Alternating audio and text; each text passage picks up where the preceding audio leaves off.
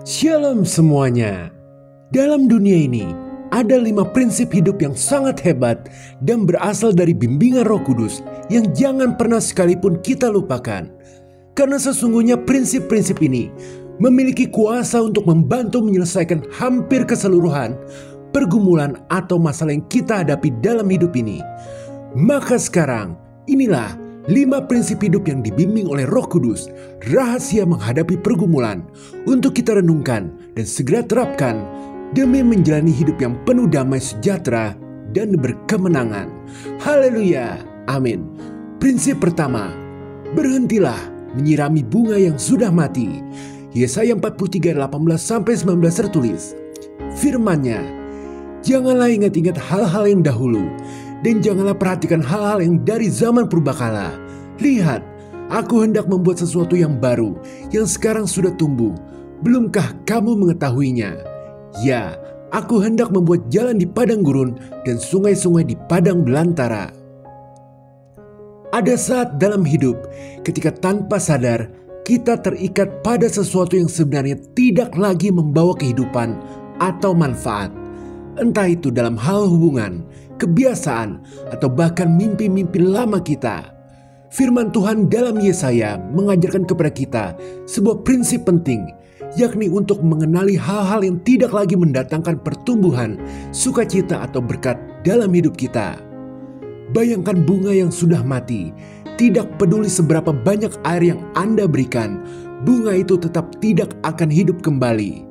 Begitu pula dalam hidup, kita harus berhenti menginvestasikan waktu, energi, atau cinta pada sesuatu yang tidak lagi memberikan kehidupan atau manfaat, terutama hal-hal yang kita tahu tidak berkenan di hadapan Tuhan. Biarkan bunga itu layu. Lepaskan semua yang Roh Kudus minta Anda tinggalkan. Meski mungkin terasa berat, ingatlah, Tuhan tidak meminta Anda berkutat terus pada rasa kehilangan hingga berhenti berkembang, tetapi untuk memberi ruang bagi hal-hal yang baru yang jauh lebih baik. Jadi melepaskan bukanlah suatu kegagalan. Sebaliknya, itu adalah langkah menuju pertumbuhan baru. Bunga yang mati memang tidak akan tumbuh kembali, tetapi Tuhan telah menyediakan benih baru yang penuh dengan potensi dan keunggulan. Benih ini nanti akan tumbuh menjadi sesuatu yang indah dan berguna bagi kehidupan Anda, asalkan Anda bersedia menanamnya di tanah yang subur dan merawatnya dengan mengandalkan kasih karunia-Nya. Maka, sekaranglah waktunya untuk mengevaluasi kemana energi Anda mengalir. Apakah Anda masih terlalu banyak berfokus pada hal-hal yang tidak menghasilkan pertumbuhan? Apakah Anda masih menggenggam hubungan yang tidak sehat, tujuan yang tidak lagi relevan, atau kebiasaan buruk yang menghambat Anda? Tinggalkanlah itu. Lalu fokuslah pada Tuhan. Roh Kudus selalu siap memberi Anda sesuatu yang baru untuk dikerjakan, yakni sesuatu yang membawa kehidupan, tujuan, dan sukacita sejati. Dengan menyerahkan seluruh beban kepadanya, Anda membuka jalan bagi karya Tuhan yang luar biasa dalam hidup Anda. Haleluya, amin. Prinsip kedua, ketika akarnya dalam, tidak ada alasan untuk takut kepada angin. Yeremia 17 ayat 7-8 tertulis, diberkatilah orang yang mengandalkan Tuhan, yang menaruh harapannya pada Tuhan. Ia akan seperti pohon yang ditanam di tepi air, yang merambatkan akar-akarnya ke tepi batang air, dan yang tidak mengalami datangnya panas terik, yang daunnya tetap hijau, yang tidak khawatir dalam tahun kering, dan yang tidak berhenti menghasilkan buah. Ayat ini mengajarkan kita prinsip kehidupan yang sangat berharga, yakni menjadikan Tuhan sebagai dasar dari sumber kekuatan hidup. Ketika kita mengandalkan Tuhan, kita seperti pohon yang ditanam di tepi aliran air. Pohon ini tidak hanya mampu bertahan dalam panas terik atau musim kering, tetapi juga tetap hijau, produktif, dan penuh kehidupan. Akar yang kuat adalah kunci ketahanan dalam sebuah tumbuhan. Akar berfungsi sebagai penopang utama. Akar yang dalam memastikan pohon tetap berdiri teguh sekalipun badai melanda. Lebih dari itu, akar juga menyerap air dan nutrisi yang memungkinkan pohon bertumbuh lebih tinggi, kuat, dan sehat. Demikian pula, ketika hidup kita berakar dalam Tuhan, kita pasti mendapatkan kekuatan, kebijaksanaan, dan ketenangan yang tidak tergoyahkan oleh keadaan apapun. Badai kehidupan yang kerap kali menakutkan justru bisa menjadi alat Tuhan untuk membawa pertumbuhan. Sama seperti badai yang sering membawa nutrisi bagi tanah, pergumulan hidup pun dapat memurnikan hati kita dan membuat kita semakin teguh jika kita berpegang erat pada Tuhan. Bagaimana cara memperdalam akar iman kita? Kita perlu menjadikan hubungan dengan Tuhan sebagai prioritas utama dalam hidup, yakni dengan rutin membaca dan merenungkan firman Tuhan, rajin berdoa, serta berbuat kasih. Saat pergumulan datang, jangan takut. Ingatlah bahwa Tuhan adalah fondasi kita. Bahkan dalam badai terbesar sekalipun, Dia tetap akan setia menopang kita. Ingatlah bahwa Tuhan telah menjanjikan stabilitas dan kemenangan bagi mereka yang berakar kuat dalam Dia. Percayalah kepada Tuhan dan Anda akan melihat bagaimana hidup Anda nantinya tidak hanya kokoh tetapi juga penuh dengan buah-buah yang memuliakan namanya. Haleluya, amin. Prinsip 3, kapak yang memotong selalu lupa, tapi pohon yang terpotong akan selalu ingat. Amsal 18 ayat 21 tertulis, hidup dan mati dikuasai lidah, siapa suka menggemakannya akan memakan buahnya. Ayat ini mengajarkan kita prinsip untuk selalu berhati-hati dengan perkataan kita kepada orang lain. Karena hal tersebut dapat meninggalkan dampak yang bertahan lama pada diri orang lain meskipun kita tidak menyadarinya. Sebab lidah itu seperti kapak yang sering lupa kalau sudah berbicara. Sedangkan pohon yang tertebang itu bagikan hati manusia yang akan selalu ingat oleh sebab luka yang dihasilkan.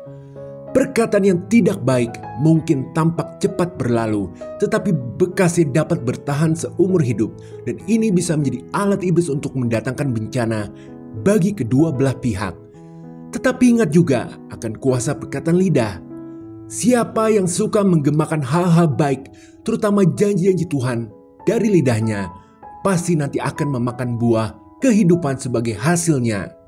Roh Kudus tentu ingin kita semua selalu ingat untuk mengucapkan hal-hal baik saat menggunakan lidah. Oleh karena itu, renungkan selalu sebelum mengeluarkan kata-kata. Mintalah maaf juga kepada mereka yang telah Anda sakiti, meskipun tidak sengaja, dan jangan pernah sekalipun mengutuk atau menyumpahin orang apapun yang terjadi. Sebaliknya, berikan kehidupan kepada diri sendiri maupun orang lain dengan mengucapkan hal-hal baik seperti memberikan semangat, memuji, dan tentunya dengan mengucapkan kebenaran firman Tuhan. Dan lihatlah, Anda akan memakan hasil buah kebaikan yang memberikan hidup. Haleluya, amin. Prinsip 4, jika pintunya tidak terbuka, itu artinya bukan pintu Anda. Yeremia 29 ayat 11 tertulis, sebab aku ini mengetahui rancangan-rancangan apa yang ada padaku mengenai kamu. Demikianlah firman Tuhan, yaitu rancangan damai sejahtera dan bukan rancangan kecelakaan, untuk memberikan kepadamu hari depan yang penuh harapan. Apa yang dari Tuhan akan selalu dengan mudah dapat Anda jalani. Bukan mengecilkan kerja keras maupun kerajinan, akan tetapi jalan yang berasal darinya akan terasa mulus, lancar, dan yang terpenting menimbulkan damai sejahtera. Hambatan memang bisa saja terjadi karena kita tahu ada iblis yang selalu ingin menghambat pekerjaan kita. Tetapi yang dari Tuhan, hambatan itu dapat kita atasi. Sedangkan apa yang bukan dari rencana Tuhan, hambatan itu bagaikan pintu yang tertutup, hampir mustahil untuk dapat dibuka, kecuali dengan cara-cara kegelapan. Maka ayat ini memberitahukan kita bahwa Tuhan itu sudah mempersiapkan kita sebuah rancangan, yakni tujuan hidup untuk kita jalani. Membuat kita menyadari sebuah prinsip penting, yakni jika pintu itu tertutup, berarti itu bukan pintu kita. Jika jalan itu selalu mandek, berarti itu bukan jalan Tuhan untuk kita tempuh. Kebenarannya adalah pintu yang tertutup merupakan sebuah perlindungan ilahi kepada kita. Sebab Tuhan tidak pernah menahan hal-hal baik. Dia menyimpan hal-hal terbaik untuk saat yang tepat. Maka hendaklah kita selalu mempercayai waktu Tuhan, alih-alih memaksakan diri pada suatu hal yang terlihat seperti peluang atau kesempatan, tetapi banyak hambatan. Kita sebaiknya berfokus pada doa, minta agar Roh Kudus menunjukkan jalan menuju pintu yang terbuka untuk kita lalui. Percayalah bahwa kasih karunia Tuhan melimpah atas Anda. Roh Kudus akan menuntun Anda selalu. Haleluya, amin. Prinsip 5, laut yang tenang tidak akan pernah menghasilkan pelaut yang terampil. Yakobus 1:2-3 tertulis, "Saudara-saudaraku, anggaplah sebagai suatu kebahagiaan apabila kamu jatuh ke dalam berbagai-bagai pencobaan, sebab kamu tahu bahwa ujian terhadap imanmu itu menghasilkan ketekunan." Hidup tidak akan selalu berjalan mulus. Tantangan, pergumulan, dan pencobaan sering datang tanpa diundang. Namun firman Tuhan mengajarkan kita sebuah prinsip, yakni untuk memandang semuanya itu sebagai suatu kebahagiaan, bukan sebagai beban. Mengapa? Karena di balik setiap kesulitan, Tuhan sedang mempersiapkan kita untuk menjadi pribadi yang lebih tangguh, lebih bijaksana, dan lebih beriman. Seperti pelaut yang tidak bisa menjadi ahli kalau hanya berlayar di lautan yang tenang, demikian pula kita tidak bisa menjadi pribadi yang kuat tanpa menghadapi badai kehidupan. Masalah dan perjuangan adalah alat Tuhan untuk mengajarkan kita kekuatan, ketahanan, dan kemampuan beradaptasi. Setiap pencobaan menguji iman kita, dan melalui ujian itulah ketekunan kita bertumbuh. Jadi ketika Anda menghadapi pergumulan hebat, jangan menyerah. Percayalah bahwa Tuhan sedang mempersiapkan Anda untuk sesuatu yang lebih besar. Setiap badai kehidupan adalah sebentuk pelajaran yang sedang menyamar.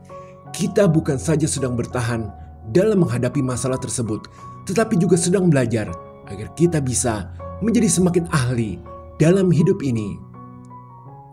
Maka mengucap syukurlah selalu, tetap teguh dalam iman. Roh Kudus tidak pernah meninggalkan Anda. Berdoalah terus, lalu berusaha semaksimal mungkin. Selanjutnya, berserah. Fokuslah pada apa yang terjadi saat ini. Jangan terjebak dalam kekhawatiran masa depan. Ketahuilah bahwa badai masalah tidak datang untuk menghancurkan Anda, tetapi untuk mempersiapkan Anda. Sama seperti seorang pelaut yang akhirnya mampu menaklukkan gelombang terbesar karena ia sudah terlatih menghadapi angin kencang. Anda pun akan keluar dari setiap badai kehidupan dengan lebih kuat dan lebih siap untuk melangkah ke tahap berikutnya. Bersama Tuhan, kita pasti bisa. Haleluya, amin. Demikianlah 5 prinsip hebat yang dibimbing oleh Roh Kudus sebagai rahasia kita dalam menghadapi pergumulan hidup ini. Jika berkenan, berikan like, share, subscribe, serta komen. Tuhan Yesus memberkati.